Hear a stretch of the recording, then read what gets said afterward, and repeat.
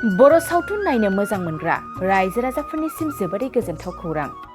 मुंदांखा बर' सावथुन लिरगिरि आरो दिहुनगिरि प्रबिन गयारी जायखौ सानजारां मुंजों गासै बर'फ्रानो मिथियो। बिथां प्रबिन गयारीनि लिरनाय आरो बिथोन होनायाव दिहुनजानाय दोहौ सावथुनखौ मैया 15 सेप्तेम्बर खालि चिरां जिल्ला बिजनी अदालगुरियाव बर' सावथुन अनसायगिरि रायजो राजाफोरनि सिगाङाव बेखेवनानै होयो। बे बर' दोहौ आबुं सावथुनखौ बेखेवनाय हाबाफारियाव बर'नि मुंदांखा फावखुंगुर, लिरगिरि, बिथोनगिरि प्रबिन गयारी, मेब्ला सिखारी, दाब्ला, अलंबार गयारी, फुजा बर' लोगोसे गोबां महरगिरि आरो सावथुन नायगिरि रायजो राजाफ्रा बाहागो लानायजों रंजा खुसियै फोजोबो। दाथ' दोहौ सावथुनखौ नायनो गोबां मानसियानो फैदों आरो आं जितु नुबाय पाब्लिकफोरनि माबाफोरखौ, अडियेन्सनि गोसोफोरखौ बिथांमोना मोजाङानो मोनदों। ओमफ्राय आं सोंदावदोंमोन, ओमफ्राय मोजां होनदों आरो स्ट'रिया मोजां, एक्टिंफोराबो मोजां जाजोबदों होननानै बुंदों।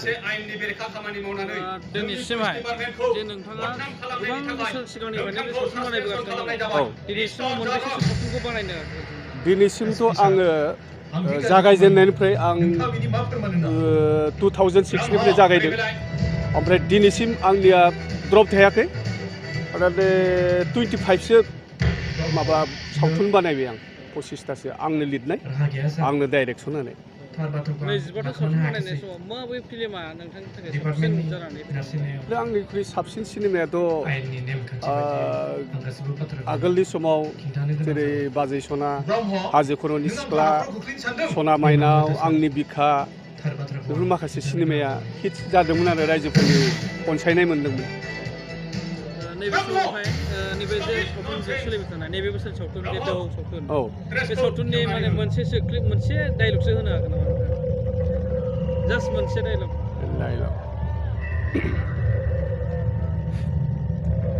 आं मिथिगौ गसाया सैथोजों सोलिनाय मानसिखौ दुखु होयो, आनजाद नायो। नाथाय आं दिनै नोंथांनि आनजादाव आं उथ्रिनो हानाय नङा गसाया, मानोना आंनि उखैनाय उदैया गनायनाय नङा। बिराद मोजां मोनसे सिन, बेखायनो आं नायनानै बिराद मोजां मोनो बे सिनखौ, बिराद मोजां मोनो। नैबे समाव दा नैबे सावथुनाव सोर महरगिरिफोरा दा फाव खालामदों? महरगिरियाथ' जा मेइन एक्टराव थाबाय अलंबार गयारी, बेथ' आंनिनो फिसाज्ला। बेनिफ्राय जोंहा फुजा बर' दङ, दा बिथाङा एयार हस्टेसाव थायो। ओमफ्राय आंजों जा फिल्म रलाव लादों सोरां बर' होनो। बेनिफ्राय जोंहा कमेडि रलाव एसेबाबो बाहागो लादों दाब्ला बर', जगत बर' जायखौ बुङो, बिथांमोना। नैबे दोहौ सावथुना देग्लाय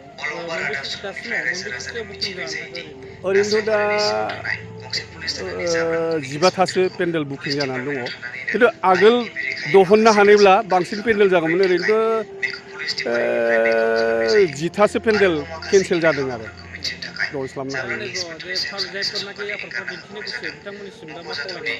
दा बेखौनो आं खावलायो, जाय बिथांमोना आंनि दोहौ सावथुनखौ नायनो गोसो, बिथांमोनखौ थाबैनो आंजों कन्टेक्ट खालामनानै थाग थियारि खालामनांगौ, थिरांथा लानांगौ, बेखौ आं गोसो गोथारै खावलायहरनाय जायो आरो।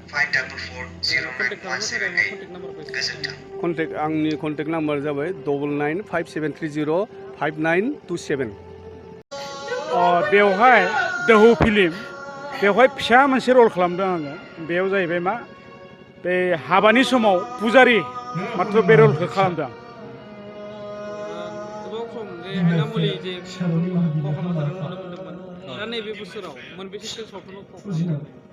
आंथ' ओरैनो फिल्मखौ एसे देग्लाय बोसोरनैसो जाबाय, एसे खम खालामनाय जादों।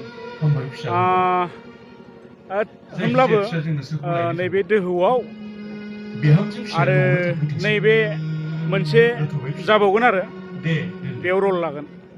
नैबे दोहौ सावथुननि सोमोन्दै नायगिरि अडियेन्स बिथांमोननिसिम आं बेखौनो खावलायबाय, बिथां प्रबिन गयारीया जोबोद खस्थ' खालामनानै माखासे रां बाहायनानै जिहेथु फिल्मखौ बरननाय जादों, दोहौ सावथुनखौ। बेखायनो बयखौबो रायजोखौ बिथांखौ प्रबिन गयारीखौ जेन हेफाजाब होयो, लैहोर लैहोर फैनानै बिथांनि फिल्मखौ नायो आं बेखौनो खावलायनाय जाबाय नैबे समावहाय नोंथांनि जे नैबे रल लानाय बिदिनो मोनसे क्लिप डायलग होनो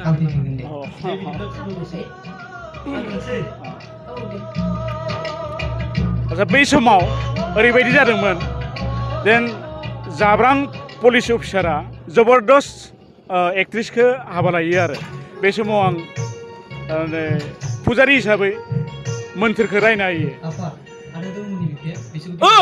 गोख्रै गोख्रै गोख्रै आচ্ছা नै ओरै साहा दं हिमालय हाजो आरो खोलाहा दं ओरै दैमा दैसा सोनाबाहा दङ बिदिनो सालबारि सानजाहा दं दुमनि बागान बेफोरखौ साखि दोननानै नै दिनै जाब्रां आरो बे देमसिनि गोथार जुलिखौ खालामनाय जाबाय बेखिनियानो जोनोम सान आरो गुबुन गुबुन गाब गोनां बुब्लिफोराव खुगा गोदै खालामनो जों लुबैयो केक नंगौ जोनोम सान आरो बायदि गाब गोनां बुब्लिफोराव नोंथाङाबो लुबैयो केक मोनफ्रोमबो बुब्लियाव केकआ बयखौबो मुहिहोयो आरो देहाखौ थाजिम मोनहोयो बेबायदिनो क'क्राझार सहर Don Bosco' H S school रडनि वार्ड नं 4 आव दं नोंथांखौ मुहिहोग्रा आरो थाजिम मोनहोग्रा गोथाव केक